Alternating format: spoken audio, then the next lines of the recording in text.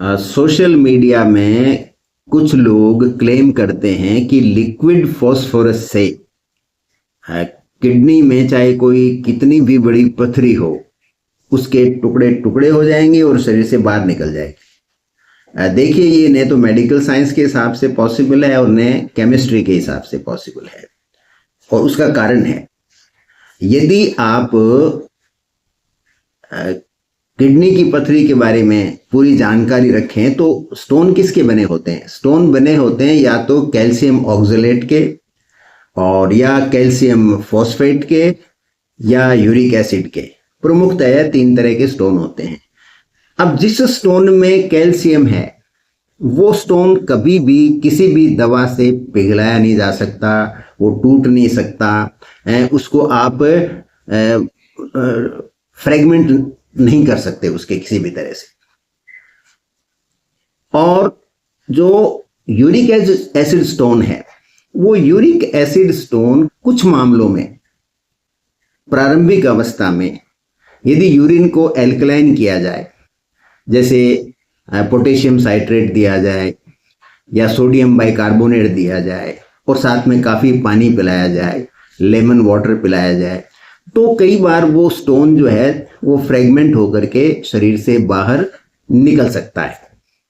लेकिन वो संख्या बहुत छोटी होती है।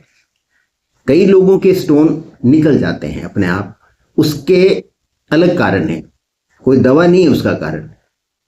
वो किससे निकलते हैं? यदि वो 6 mm से छोटे होंगे तो ही निकलेंगे, क्योंकि आपकी जो किडनी से यूरेटर आती है और वो आपके यूरिनरी ब्लैडर में जहाँ पर मिलती है, जहाँ एंट्री लेती है उसके अंदर, वो जो उसका ओपनिंग है वो 6 mm मैक्सिमली इन्फ्लेट हो सकती है, चौड़ी हो सकती है। उससे बड़ा होगा तो नहीं निकलेगा। तो कोई यूरिक एसिड स्टोन चिकना हो, खासकर यदि वो अपनी शेप में थोड़ा ऐसे लंबा सा हो रेदर देन ज़्यादा चौड़ाई की बजाय, तो वो स्टोन कुछ केसेस के अंदर शरीर से बाहर निकल जाते हैं। जहाँ तक लिक्विड फॉस्फोरस की बात है, तो यदि किसी व्यक्ति का स्टोन कैल्शियम फॉस्फेट हुआ और ऊपर से आप लिक्विड फॉस्फोरस ले रहे हो, तो वो स्टोन की साइज रेदर बढ़ा देगा उसको तोड़ने की बजाय। ये तो सिंपल सी केमिस्ट्री है।